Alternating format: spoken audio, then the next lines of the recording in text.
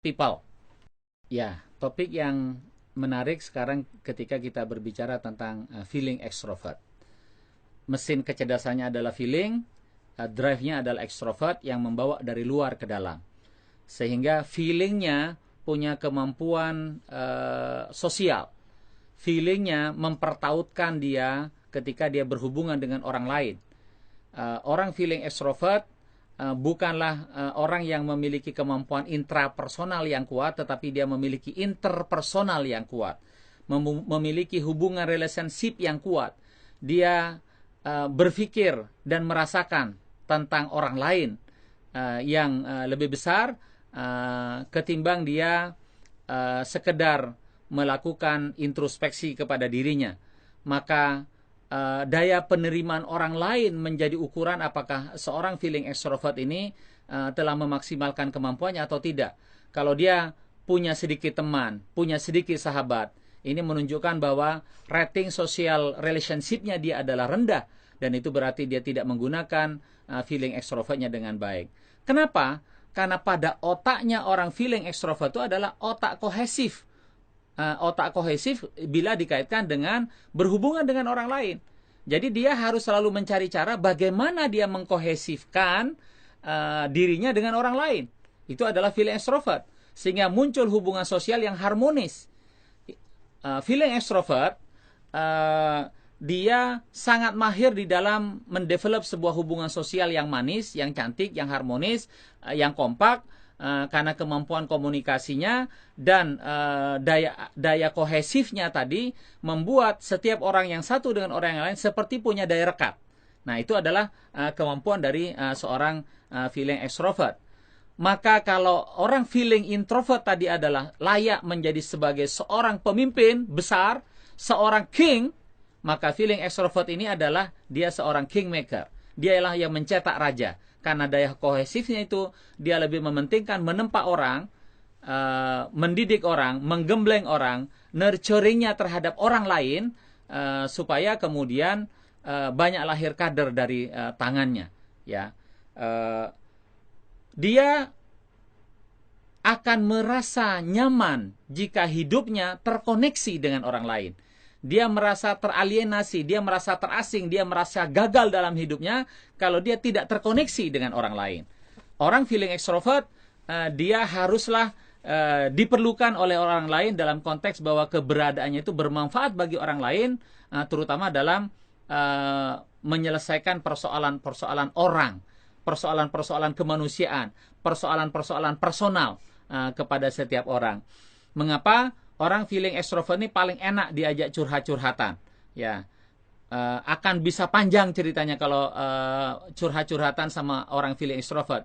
Di samping dia punya kemampuan listening yang kuat, dia juga punya kemampuan berbicara yang kuat. Jadi bersambut gayung lah. Sebagian dari waktunya mendengar, sebagian lagi dia waktunya berbicara, nyambung, udah itu curhat-curhatannya bisa berjalan dalam waktu yang lama. Nah, ini adalah feeling extrovert. Ngerumpi, paling enak memang bagi orang feeling extrovert. Ya, ngegosip paling enak bagi orang feeling extrovert. Ya, nah dari situlah muncul daya sosial yang kuat.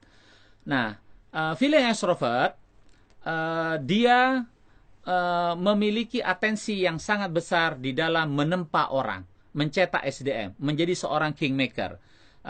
Feeling extrovert dia lebih senang ketika secara sosial dia berhasil, meskipun secara pribadi dia dianggap kurang berhasil. Dia akan senang kalau kemudian bisa mencetak para juara dan para orang hebat yang tiba-tiba menjadi someone dari no one gitu kan. Meskipun dirinya ketinggalan dibandingkan dengan kader-kadernya, dia lebih bangga, dia lebih happy dengan itu karena otaknya bekerja terkohesi dengan keberhasilan orang lain, dengan orang lain. Ya. Kalau dalam urusan cinta, orang feeling extrovert ini memang seperti cintanya laki-laki. Kalau feeling introvert seperti cintanya perempuan, feeling extrovert ini adalah cintanya laki-laki. Apa maksudnya cinta laki-laki? Dia ditolak oleh satu orang, maka dia akan cari orang lain. Nggak pakai masa waktu menunggu terlalu lama untuk mengobati sakit hatinya. Itu terjadi pada feeling introvert. Kalau pada feeling extrovert, dia cenderung easy lover.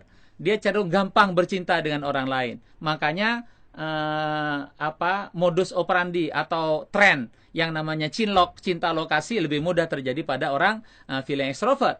Dia mencintai lawan mainnya, dia mencintai tetangganya, dia mencintai anak ibu kosnya, ya bahkan sampai kadang-kadang kalau pembantunya cantik mencintai pembantunya.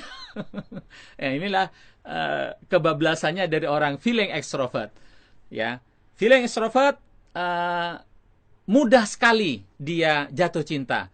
Dia adalah cerminan dari orang yang playboy cap kodok, mata keranjang, nggak ada habis-habisnya.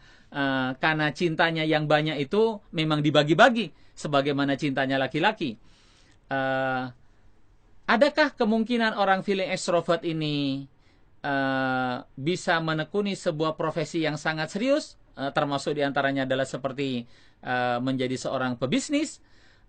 Mungkin saja, namun perlu dipertimbangkan bahwa kemajuan orang feeling extrovert ketika dia menekuni satu profesi itu sangat tergantung pada keseriusan dia untuk meneladani proses penggembelengan orang lain. Semakin dia punya banyak kader, semakin berpeluang dia berhasil. Tentu saja kader-kader itu kalau juga disiapkan, disesuaikan dengan profesinya ataupun panggilan bisnisnya. Jadi dia akan berhasil kalau dia menggunakan tangan orang lain. Di mana tangan orang lainlah yang punya kompetensi. Tangan orang lainlah yang punya profisiensi. Si orang feeling ini cukup dia mendidik orang itu untuk menjadi seseorang yang punya kompetensi. Tugaskan orang lain, delegasikan pada orang lain, berikan kesempatan orang lain untuk maju, di balik kemajuannya, kompetensinya dan profesiensinya gunakanlah secara maksimal.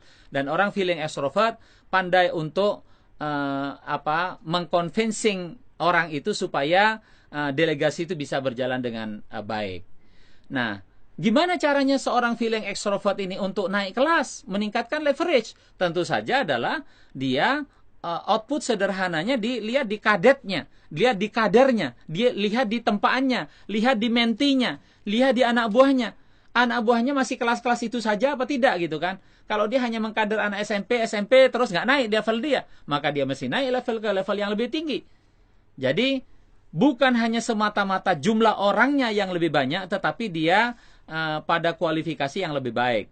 Kalau dia mengkader seorang atlet yang atletnya level nasional, maka disitulah kelas dia. Ketika dia mengkader orang pada level dunia, maka naiklah level dia. Nah, jadi feeling extrovert, kemampuannya sangat diukur kepada seberapa hebat orang yang dikadernya. Seberapa banyak dia bisa menjadikan seorang king. Kingnya di level yang seperti apa? Nah, itu adalah feeling extrovert. Orang feeling extrovert, termasuk juga orang feeling introvert, memang sesungguhnya dia, setiap dia punya energi, dibawa kepada hatinya, dibawa kepada emosinya. Maka memang seringkali ada unsur mood dan tidak mood pada orang feeling. Nah, yang extrovert, moodnya dari mana? Emosinya dari mana? Feelingnya dari mana? Dari situasi luar. Kalau situasi luar bertepuk tangan memanggil dia karena dia menjadi sangat diperlukan, maka dia datanglah dengan gagah berani sebagai seorang pahlawan yang dirindukan oleh orang sekitarnya, dan di situ dia merasa terpanggil untuk melakukan sesuatu. Di mana berperannya? Pasti selalu akan berfokus di bagian SDM untuk meningkatkan kemampuan orang lain menjadi lebih tinggi dari sebelumnya. Demikian juga kalau dia menangani persoalan-persoalan sosial kemasyarakatan, maka dia akan selalu mengatakan sesuatu yang oleh orang lain bahkan dipikir tidak mungkin, yaitu membawa kepada leverage yang lebih tinggi.